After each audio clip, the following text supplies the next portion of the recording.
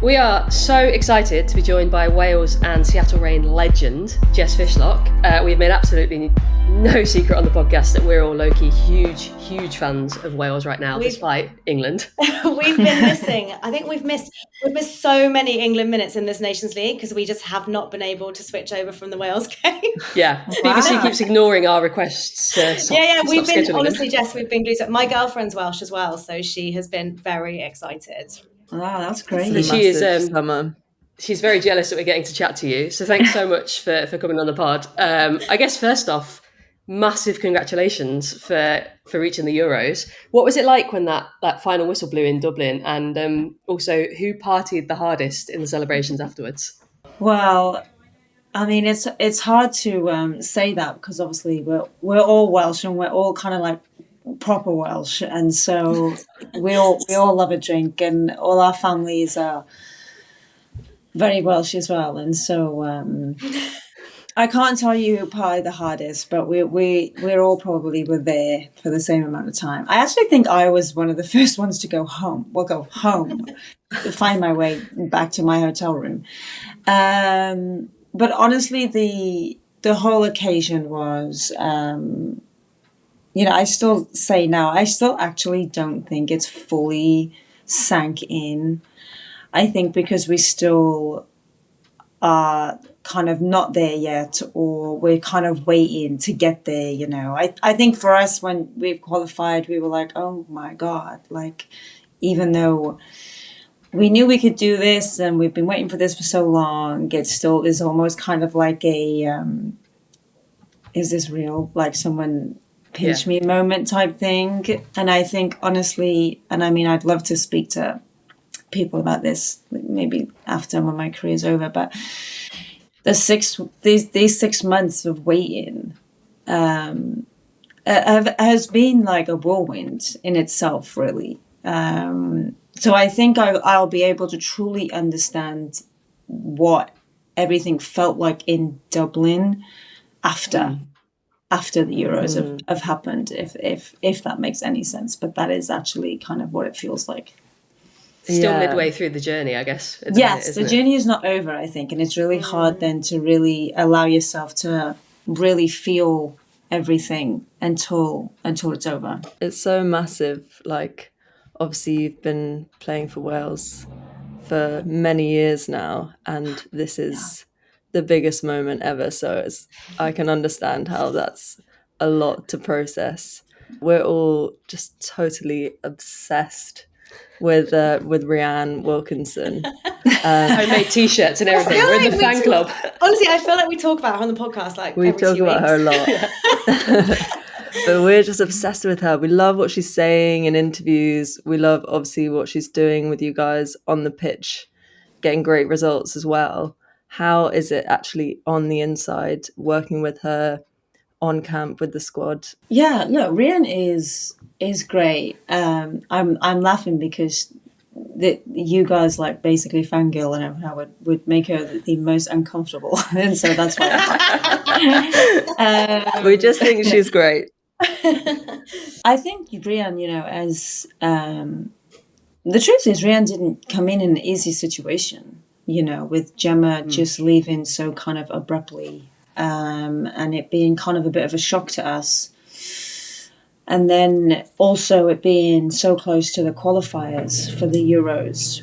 It really was a really difficult time for anybody to kind of come into our setting. And, Rian also coming in, I've obviously been in America for a long time and understand the culture over here and maybe a little bit of the Canadian culture, which is also very different. But I think, Rian coming in and having to really learn and understand our culture, very different, right? And very different. I think that was a real eye-opener for Rian. I really do.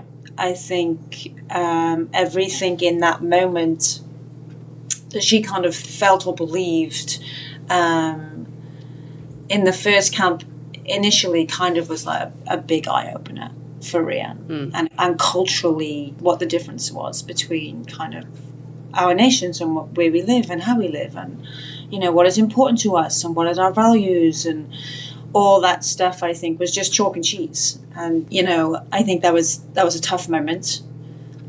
But what I will say, and I have a huge amount of respect and admiration for Rian, and I will say that I truly believe that we would not have qualified without her. I do. And I do believe that a lot of that comes down to first camp was tough with the cultural shift and the cultural differences. But the amount of work Rian put in to learn about us, to understand our country, to understand who we are and what is important to us, and then to build the group through that, and then on the field through that, it really says a lot about the type of person that Rian was and is. And ultimately that is, I think, a big factor into what she's been able to do with us, because I think she just kind of went, oh, okay, wow, this is different. I need to adapt, and I need to respect the culture and who these people are, and then I need to start again. And she did that. And I think not many managers would have done that. I think that is one of the things that we really like about her, that really comes across in her interviews, is how well she knows her players, how much she respects her players, and how important she knows that is to kind of value all of you individually for it to work on the pitch. And I think that is something we've talked about that really comes across when she gives interviews. But yeah, looking forward to the Euros, obviously you've been drawn in a group with England, which is a nightmare for us. But how does that feel, kind of in a group with one of the home nations? Is that rivalry something that really kind of motivates you guys? When the draw happened, and the group was going through, a couple of the girls from the Welsh group were texting each other, and we were just like, we're gonna get this group. We just know we're gonna get this group. I think the thing with playing England is obviously that it's a huge rivalry, and more like geographically probably than anything else. A lot of the girls know each other, which is always fun and always nice, and always a little bit gritty, when you know people and you're going to play against them. And yeah, I think the group is such an interesting, complex group with its dynamic, really, and we are really looking forward to kind of playing our part in it, if that makes sense. The ability of what we can do within the group and within its complexities. And I think, we're super excited for that. And I just know that the game against England is going to have so much riding on it. I think that's going to make it, it's going to make it fun and interesting.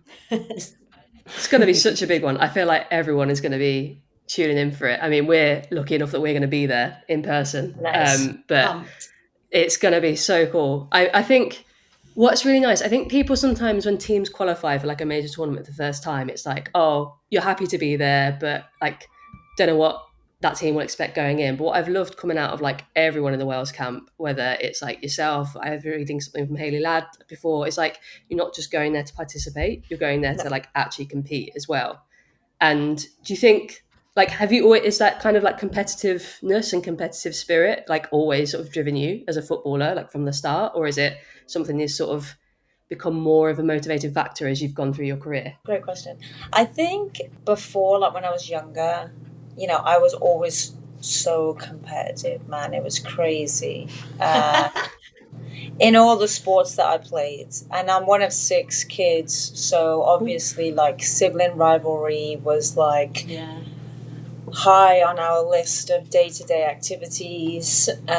Even today I still have, I scored a goal the other day, and my brother is messages in the family group, and he's just like, well, I could have scored that, or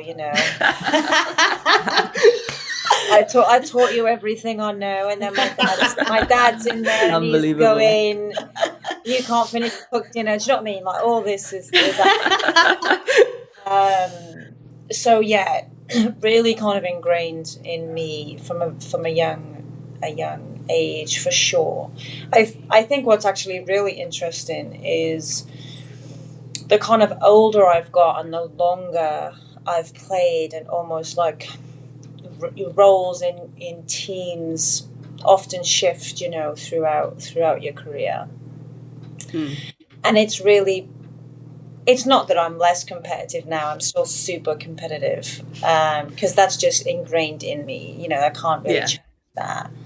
But I have more of a kind of understanding now of moments to kind of really like let that loose, and then moments of you know, growth areas as teams, and kind of like, you know, holistic bigger picture and all that kind of stuff. And so I think that is a nice balance to have. Sometimes in this day and age when you're playing so many games and every game is like a pressure cooker, and I think it's just kind of nice sometimes to be able to take a step back and go, okay, what's the bigger picture here, you know? Kind of like these Nations League A games, really, you know, there's always such a bigger picture because we're going to go to the Euros. Equally, obviously, you want to stay in Group A and you want to fight and you want to do all this, but you know, you can't.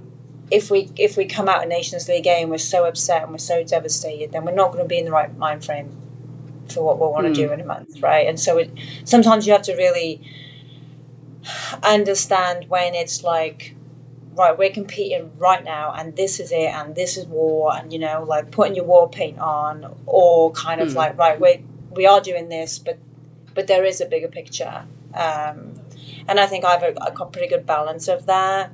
But equally, I can't wait to put my war paint on for the Euros. Yeah. So it's like not every game's a final, but most of them still can be. Yeah. You know, 98% are, but there's always those 2%. You know. Yeah, definitely. One of the things, speaking about the Nations League, one of the things that we do on our podcast is during the season, the domestic season, we each pick our Screamers of the Week, and it's kind of a running competition we have.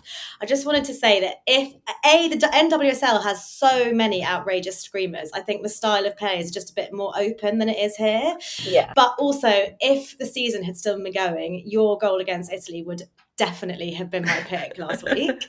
We'd be fighting over that one. Do you have a kind of favourite screamer you've ever scored? Oh. Not to put you on the spot. Yeah. No. Yeah. I think honestly, my the volley that I did for Wales against Bosnia in the World Cup playoff semi-final.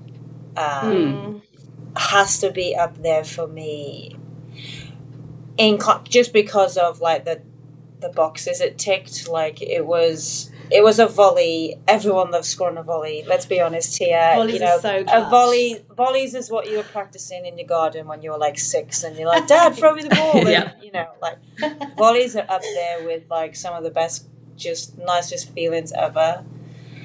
But kind of the magnitude of the goal.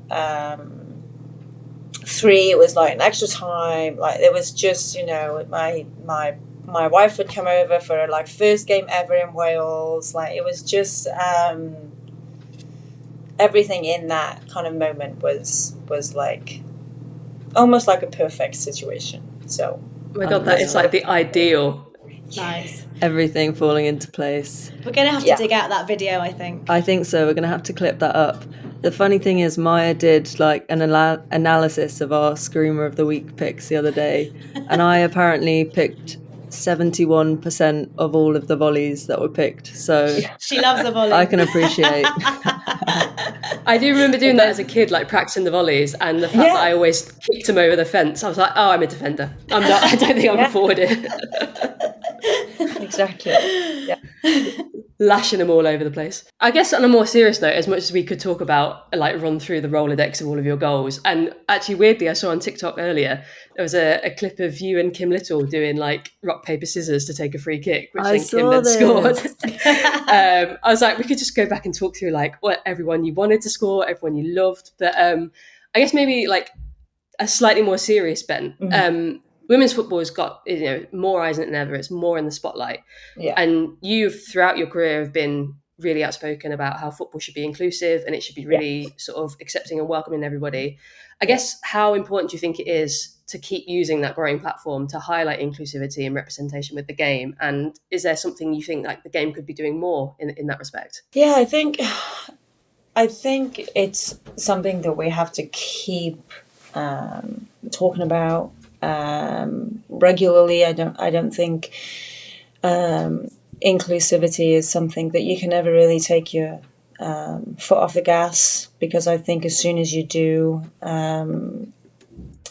you know, people miss out on the chance of experiencing the euphoria of sports. And I think sometimes we really kind of lose sight of, you know, the greatness of sport and what it can do, regardless of like not even elite level. Like elite level is you know, is something that we all talk about. It's what everybody watches. It's what draws everybody in, you know, and I understand that. It's the moneymaker for sure. But, you know, I think we forget the importance of sports at grassroots level and the social side of it, the developmental side of it. And for me, you know, I really do believe that is probably the most important thing about sports. And everybody has a right to that, you know. And it would be so unfair for anybody to kind of start deciding who has access to that and who doesn't. You know, and I think that society sometimes can lose sight of the real purpose of sports. 100%. And it is up to us to keep sending that message, because otherwise it will get lost. And it'll get lost because sports is this, you know, global, you know, driver. You know, the world revolves around sports, really. That's how big it is. And I think we can forget actually what the real kind of importance of it is. Yeah, it's that community, isn't it? I mean, that's how we met. The three of us, we met playing grassroots football. So it's like, it's so much more than the 90 minutes. It's different. It's so much more than that, you know. And I mean, and that's you guys, right? And you kind of, you know, older people. But I feel that kids, you know, I have loads of nephews. I have like 6 or 7 nephews. Wow. Yeah, there's like an 8 on the way, actually. Almost a football team. Yeah, literally. You know, the joy that they have just going into these sporting arenas, you know, whether it be rugby or football or cricket or, I don't know, you know, trampolining. I don't even know. It could be anything, swimming. Yeah. What that gives them in that moment is something that I don't think you can really, truly put into words. And I just don't think that anybody has the right to take that away from anybody. I just don't believe that at all, you know, especially not at grassroots and youth level. I totally agree, yeah. You should not be taking that availability away from anybody. It's so powerful and just like the most incredible form of community that you can find, I think. It is, yeah. And joy and happiness, isn't it? Yeah, of course it is. It really is. Two of my nephews, they can't stand football, right? They just... What? Yeah, I know. I saw one the other day just before the game, and he said to me, "Jessie, when are you going to stop playing football? It takes all not long now, not long. With you." Yeah. Hey, you've got 10 more years in the legs for the home World Cup, don't you? I know. And over Christmas, I rented out this place just for all the family to go and play a bit of five-a-side where I grew up. And well, even though they hate football, because we were all there, they came over and they had the best time of their life, right? And that's what they said. They were like, "I didn't know this could be so fun. You know, I've been laughing for like the last hour."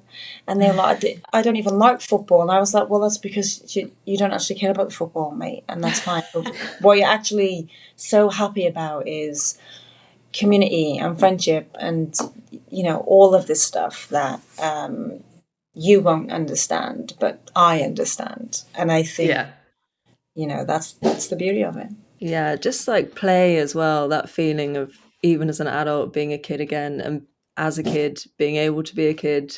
It's just like so much fun, and we don't like remember how important fun is.